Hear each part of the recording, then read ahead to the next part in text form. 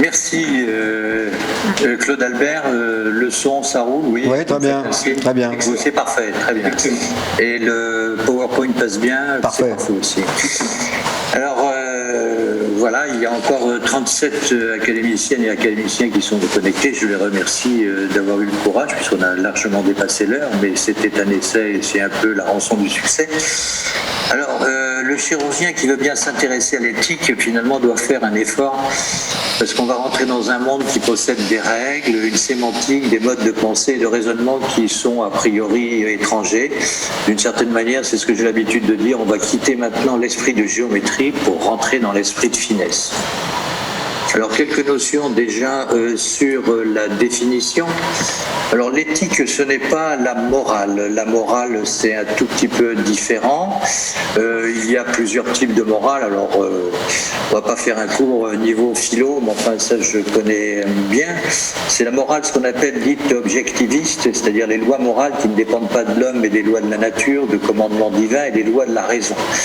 Elles ont un caractère, ce qu'on appelle universel, éternel, absolu et normatif. Et puis, il y a la morale dite relativiste, où les valeurs morales ont une origine humaine et sont définies par la société et l'individu. Alors vous allez voir qu'on va petit à petit prendre le temps pour arriver au Covid et vous allez comprendre dans 2 minutes pourquoi je vous précise ces points qui sont relativement importants. Finalement, la prise de décision, on peut la résumer sur le plan éthique en 3 questions. Que dois-je faire? Qu'aurais-je dû faire? Y a-t-il des limites à mes actions? Et c'est un petit peu la position du sophiste Protagoras. On est au 5e siècle, c'est présocratique, qui est resté célèbre pour son agnosticisme avoué, un certain relativisme, l'homme est la mesure de toute chose. Alors les philosophes vont diviser en 3 domaines la morale. Alors là aussi, on va peut-être pas rentrer dans les détails, mais c'est la métaéthique d'une part, qui est la recherche fondamentale des origines et du sens de nos concepts moraux. Il y a l'éthique, ce qu'on appelle normative, et puis on passe très rapidement, et celle qui nous intéresse, c'est l'éthique appliquée. L'éthique appliquée, c'est en particulier la bioéthique. Alors vous savez tous que finalement certains philosophes, certains éthiciens sont partisans du mélange des 2 concepts, c'est-à-dire celui de morale et éthique, puisqu'ils ont la même signification. Le premier provenant d'un mot latin mores et le second d'un mot grec ethos, qui tous les deux signifient mœurs. On passe au 2e chapitre, après avoir donné ces quelques définitions, qui est celui de la réflexion éthique. La réflexion éthique est excessivement importante et c'est une démarche tout à fait particulière que l'on doit bien comprendre. On a vu que l'éthique n'était pas un ensemble de valeurs et de principes en particulier. Il s'agit d'une réflexion argumentée en vue du bien agir. On s'interroge sur les valeurs morales, les principes moraux qui devraient orienter nos actions dans différentes situations dans le but d'agir conformément à ceux-ci.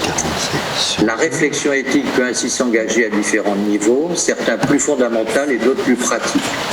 Et les 2 dernières interventions qui ont été réalisées par Olivier et François montrent bien que vis-à-vis de ces exemples pratiques d'organisation, qu'il s'agisse du DPC, qu'il s'agisse des services, eh bien là aussi ce sont des réflexions qu'il faut se porter déjà dans un premier temps sur le plan éthique. Alors l'éthique, c'est un petit peu comme la trigonométrie, si vous voulez. Il faut savoir que ça a des règles et des lois. La plus importante, et je fais cette seule digression, on va dire, dans un esprit tout à fait mathématique. Vous vous souvenez tous que quand vous étiez en terminale, vous appreniez sinus carré alpha plus cosinus carré alpha égale 1, sinus sur cosinus alpha égale tangente alpha, et le contraire, c'est la cotangente. Eh bien, c'est un Anglais en 1751 qui a stipulé qu'il était impossible d'interférer une conclusion normative à partir d'un ensemble de prémices descriptives. C'est ce qu'on appelle la loi de Hume, qui est une loi éthique. Alors face à ce constat, on va dire logique, eh bien, le raisonnement éthique doit nécessairement puiser ses prémices normatives, soit dans le registre de ce qu'on appelle la théologie morale ou de l'anthropologie philosophique. Finalement, on fait tous, ce sont des mots un peu compliqués, ce sont des concepts que vous comprenez, mais on fait tous de l'éthique de façon, j'allais dire, quotidienne.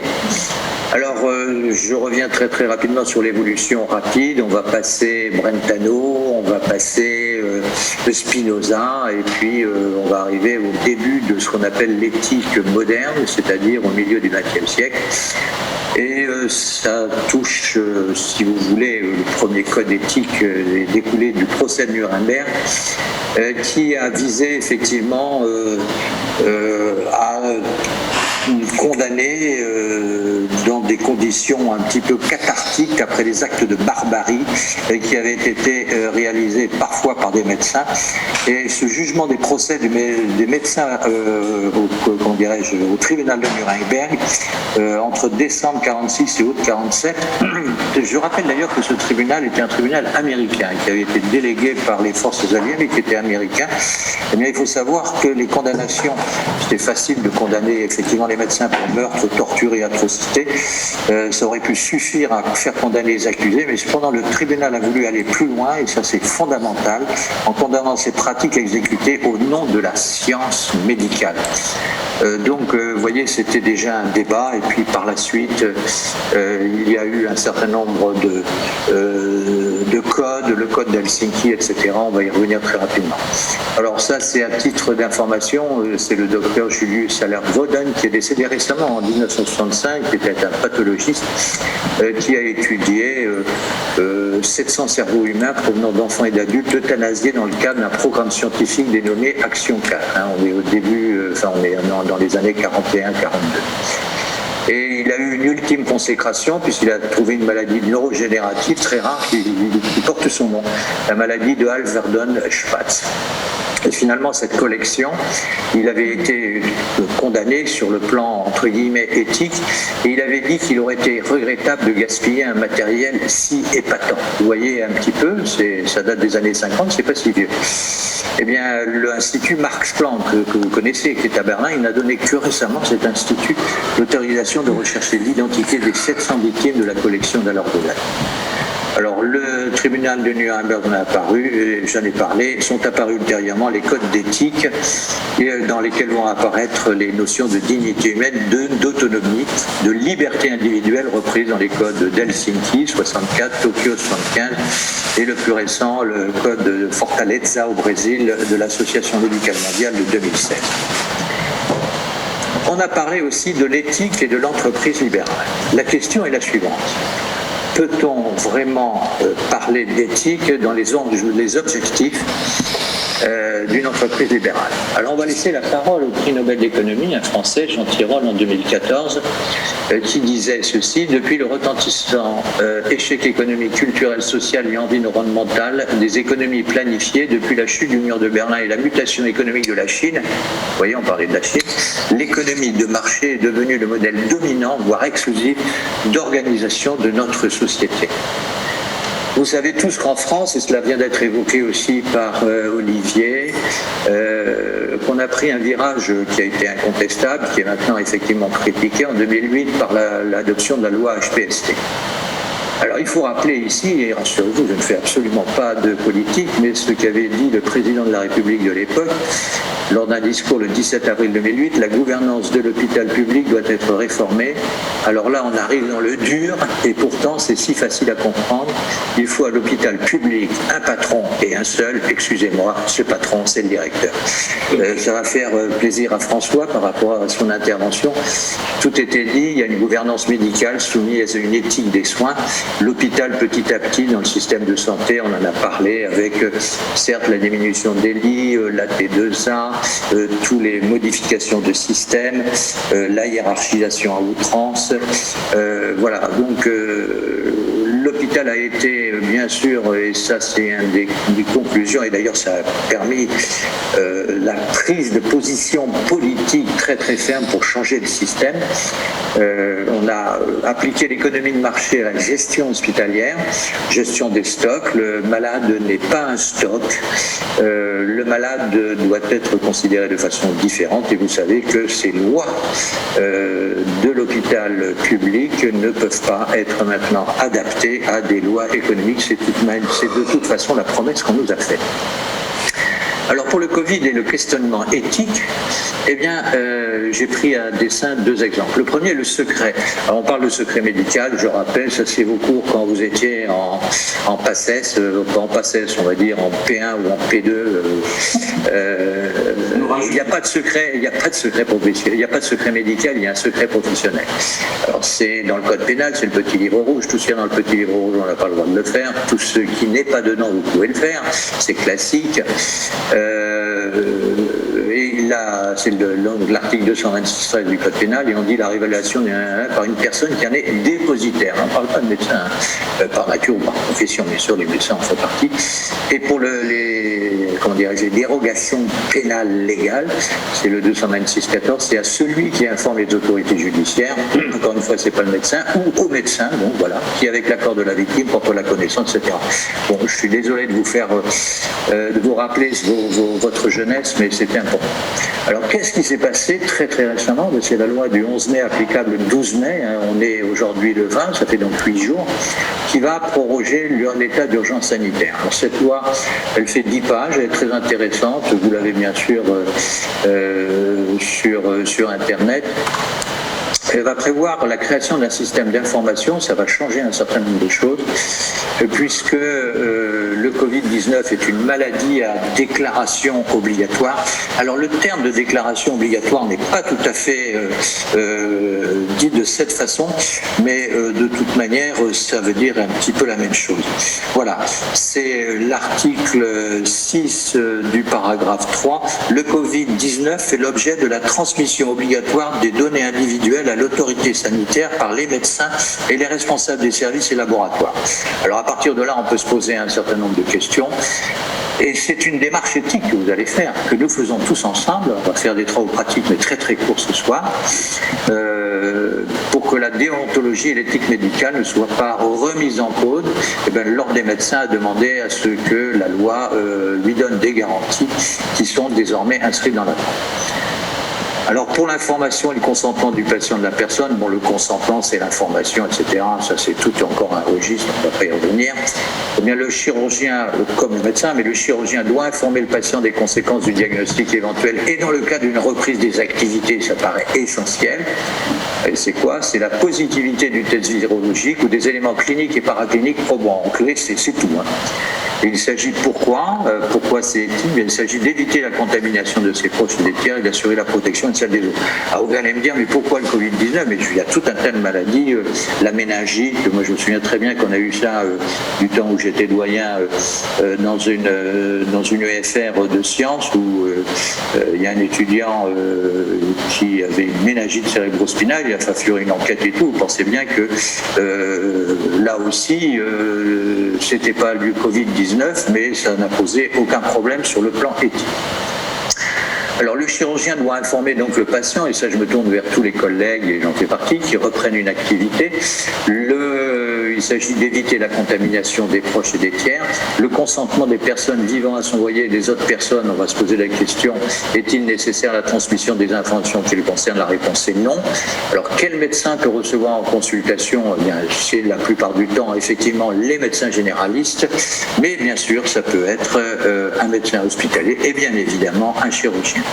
Si c'est le cas et si c'est lui qui fait la déclaration du Covid, il est tenu d'en informer le médecin habituel du patient. Le recensement des personnes contacts, c'est une nouveauté dans la loi. Le chirurgien a-t-il le droit, c'est une question que vous pourriez me poser, d'enregistrer dans la base de données les personnes vivant au foyer? Eh bien oui, la loi lui autorise. Est-il obligé d'enregistrer ces personnes? Eh bien non, la loi ne l'impose pas, même si cette démarche permet d'éviter la propagation rapide de la maladie. Alors vous allez me dire, tout ça c'est de la loi, c'est aussi une démarche éthique, mais on rentre un petit peu dans du jésuitisme. Eh bien non, pas tout à fait. Il faut faire confiance aux législateurs. Pour l'instant, c'est tout à fait clair. Alors la sécurité est prévue par la loi, elle est garantie par la CNIL et les données doivent être effacées au bout de 3 mois. Alors, le chirurgien a-t-il le droit de signaler l'atteinte du Covid-19 de son patient? Mais la réponse est oui. Est-il obligé de le faire? Oui. La déontologie, bien, c'est essentiellement l'article 4 et l'article 12 du Code de déontologie, qui d'une part concerne le secret. Il y a une dérogation légale temporaire qui vient de faire dans les limites très précises et très encadrées. Et l'article 12, eh bien, le médecin doit penser, donc le chirurgien, à l'action entreprise par les autorités compétentes en vue de la protection de la santé et de l'éducation sanitaire. Donc ça fait partie de la vigilance. Le deuxième exemple, et là je vais aller très vite, c'est l'exemple des transplantations et des greffes. C'est pas du tout ma spécialité.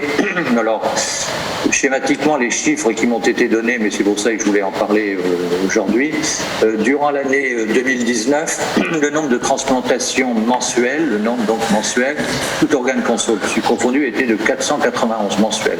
Ce nombre est passé à 271 en mars et à 118 en avril.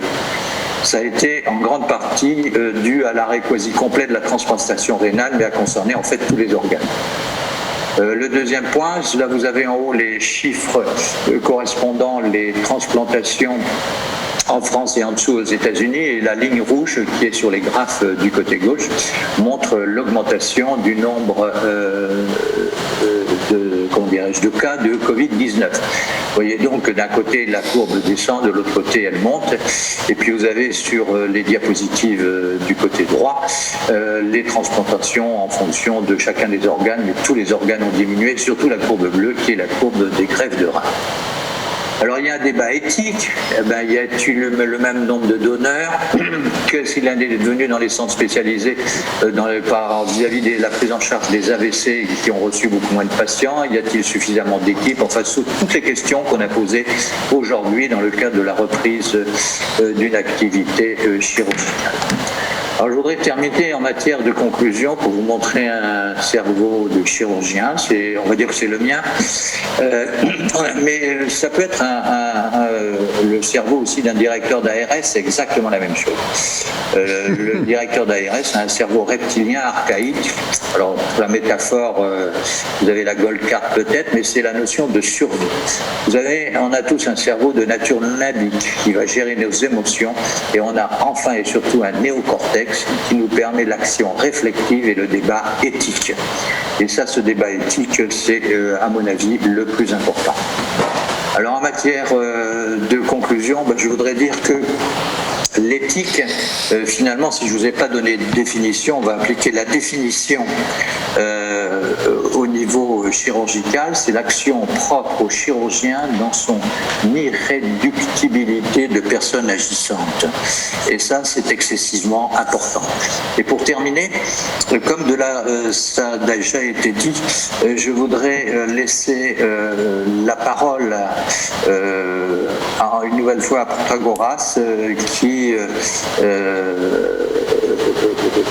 parmi les présocratiques avait développé un certain nombre d'idées qui ont bien sûr, c'est un petit peu la base des prémices de l'éthique. Eh bien, il est certain que lorsque le sophiste Protagoras écrivait « L'homme est la mesure de toute chose », moi je voudrais dire ce soir, au nom de l'Académie nationale de chirurgie, et c'est une démarche puissante d'éthique que je vais réaliser avec votre accord. Je répète, l'homme est la mesure de toute chose. Les anesthésistes réanimateurs, leurs collaborateurs et leurs collaboratrices ont été, dans le cas de la prise en charge du Covid-19, la mesure de toute chose. Je vous remercie de votre attention.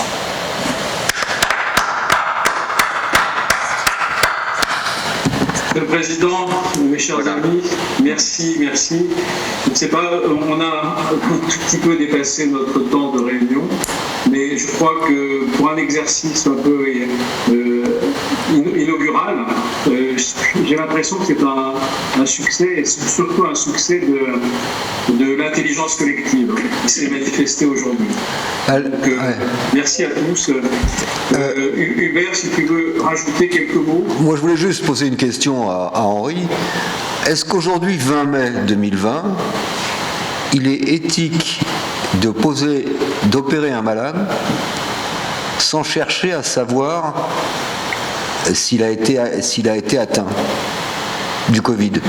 Est-ce que c'est éthique ? Il faut. Attends, répète ta question parce qu'il y a une double négation et je vais faire comme Protagoras, je me méfie des doubles négations. Bon, on pose des indications opératoires, oui, d'accord, oui. Et on sait que les débats sur le dépistage et tout ça, etc., bon, il y a des débats. Mais en tant que praticien, il est éthique d'opérer un patient sans chercher, sans entreprendre des démarches de dépistage du Covid. Je parle aujourd'hui 20 mai, je ne dis pas que la réponse sera la même dans un mois et demi. Il vaut mieux actuellement, dans le cadre réglementaire et dans le cadre d'une discussion purement éthique, dépister ce patient avant de l'opérer. Okay. Est-ce que j'ai répondu clairement à ta question ? Oui, tu as répondu clairement. Eh ben voilà. Merci. Excellent. Merci. Très bien. Est-ce qu'on peut clore notre réunion sur cette conclusion très intéressante ? Merci à tous. Merci Henri. Merci. Merci à tous les orateurs. Merci. Bravo pour et aux organisateurs techniques qui ont super bien suivi l'ensemble de cette manifestation. Le président prendra la parole en dernier comme c'est la coutume et merci vraiment à toutes et à tous. Je ne sais pas combien il y a de participants, encore 31. Donc c'est tout à fait ça a été très bien organisé. Merci à celles et ceux, je pense à Luciane et à Pascal, qui nous ont beaucoup aidés. Et puis merci à Alberto d'avoir été un modérateur excellent avec Hubert. En tous les cas, passez une excellente soirée, portez-vous bien, protégez-vous bien et pensez à des petites. Voilà, merci.